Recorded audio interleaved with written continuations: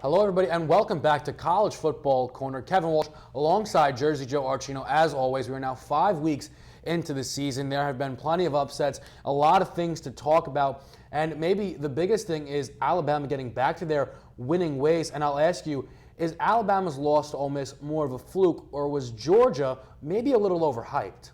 You know, I thought this was kind of going to be the coming out party for Georgia, but they really disappointed. Grayson Lambert has 7 touchdowns, 0 interceptions heading into this game, and then clearly he did not have a good performance. And it's that Alabama formula. It's the stout defense with the good running back, with the conservative quarterback. You put all of it together, and it's going to translate to wins. Ole Miss is a very good football team as well. It's the nature of the SEC. You lose some, you win some. And that really couldn't be any more fitting for Ole Miss. They beat Alabama, get moved up to number 3, and they look like maybe they could do it. Maybe they could make themselves a playoff team. They go and lose to Florida. The Gators now march their way up the rankings. Tell me, what did you see from this game? Is Florida the real deal? Look, we said on the show last week, I think Florida was getting by on a little bit of luck, but this one was all skill, and they've been looking for a quarterback there for a long time. And you look at the performance that Will Grier delivered, I think you could finally say they have their guy there. 4 touchdowns, just a masterful performance. And Jim McElwain, I think that was the first thing that he had to do when he took that job is, who is my quarterback? Right now, you look at what Will Grier did and what he can do moving forward, I think that you've got your guy. And if you have a consistent quarterback there, you're in good business. I have to stay on this game, though, because Ole Miss, with that win against Alabama, looked like they were truly going to be poised to be a powerhouse. Is that all gone now? Can we forget about that thought? Or maybe does Ole Miss have enough to bring themselves back to maybe a top 5 finish? Again, I think it's the nature of the SEC. When I look at a team like Alabama or Ole Miss with that one loss, I don't look at it the same way I would do if it was a Big Ten team with one loss or a Pac-12 team with one loss. Because the SEC, I mean, you even look at Florida, they're going to have to play an LSU coming up soon. It's just you go through a gauntlet in the SEC, and you're just week after week when you have to play LSU and Mississippi State and Texas A&M. It is relentless, and it's going to happen sometimes. You mentioned the ability that an SEC team has to lose a game. Clemson, Notre Dame face off. Realistically, either team loses, and it probably eliminates them from playoff contention. Notre Dame, the team who gets the loss, and Clemson gets the victory. The key seemed to be the 2 quarterbacks, both the Deshaun Kaiser, Deshaun Watson. Tell me, what did you see from the game, and maybe specifically the quarterback play? You know, I think it was a struggle for Notre Dame. They really struggled running the football. And Deshaun Kaiser, look, he's got circumstances. He was not expected to be the starter here, but he has done pretty well for the most part. But when you don't have that reliable running game behind him, you forced him into a lot of consistent passing situations. I think that really was a detriment to him. But they did almost make it interesting. It was almost a comeback from the Irish. But that Clemson defense is very, very big up front. Clemson's got Georgia Tech coming up this week, which could be a very interesting one, especially after that big win against Notre Dame. You think there could be a letdown, especially how difficult Georgia Tech is to prepare for with their triple option attack. And with that, our boy, our beloved Josh Rosen takes his first collegiate defeat at the hands of Arizona State, a game where we thought UCLA would really catapult themselves to maybe even the top 5, and they don't get the job done, and it didn't seem like it falls on only the shoulders of Josh Rosen or Perkins, the running back. It was a team defeat. They got outplayed. What did you see from this game? I think it's kind of like you said. It was not all on Josh Rosen. It was kind of just a collective performance. UCLA had a little bit of an off day. For the most part, that offense just looked a little bit stagnant. And I was very surprised because I thought if the first loss of his career was going to come, it would have been last week on the road against a very tough Arizona team.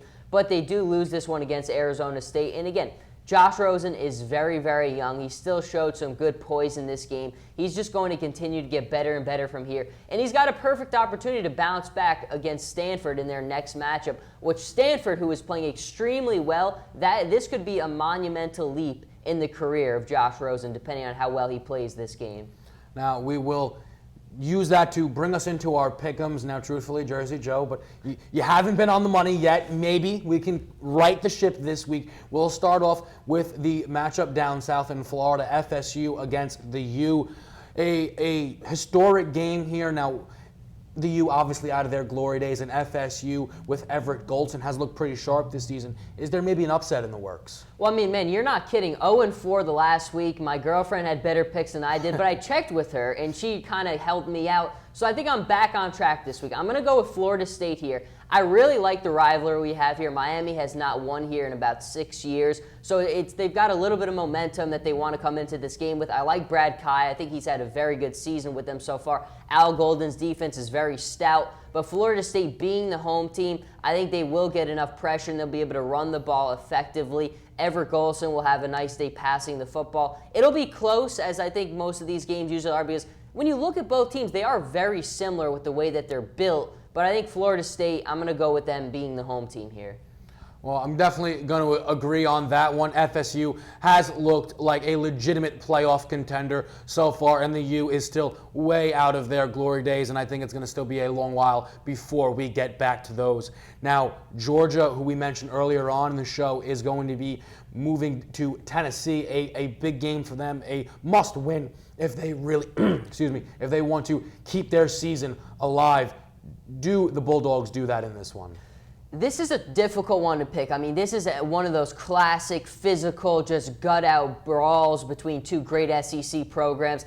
I am going to go with Georgia here. Now, they did bite me last week against Alabama when I picked them to win. But I think that's exactly why. I think Mark Richt's teams always bounce back very well. Nick Chubb is going to run the ball very effectively. And Tennessee does struggle holding on to leads and finishing games. So I think the more organized team with the more experienced quarterback in the more effective running game, which is Georgia, will get a very tough physical road SEC victory.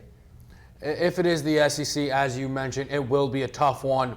But Nick Chubb, who would almost look like a Heisman shoo-in if it wasn't for Leonard Fournette, just broke a record held by former Heisman winner Herschel Walker. Chubb is going to run all over Tennessee and continue to show how dominant of a running back he is. And our final pick'em, we finally will speak about Coach Jim Harbaugh. The first time on College Football Corner, he has really done a great job with Michigan. Their only loss coming in week 1 against Utah, who's currently ranked 5.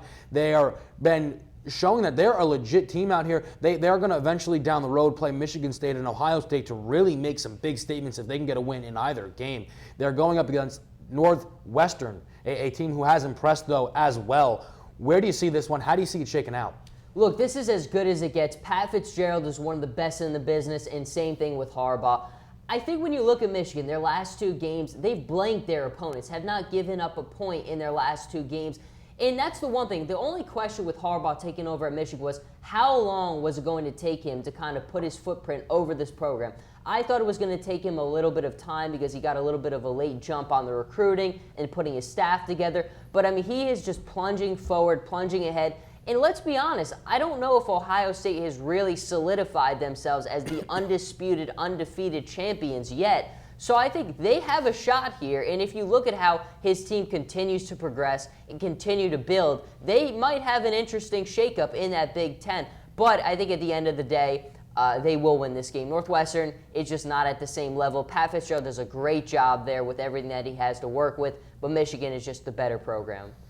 That's 3 for 3 that we're going to agree on. I think Harbaugh is making a big statement early on, similar to what Nick Saban did. And one of the big things for him has been this defense, leaving their last 2 opponents on 0. Jabril Peppers, one of the better defensive players in the nation, is really a key component for them. And I think Michigan gets another victory, which is really going to make them strong playoff contenders. Like I said, if they can get a win over Ohio State or Michigan State, we'll just have to see how those things shake out, though. So for Jersey Joe Archino, Kevin Walsh, we thank everyone for watching us here on College Football Corner this week. We'll be back next week, and we'll see you then.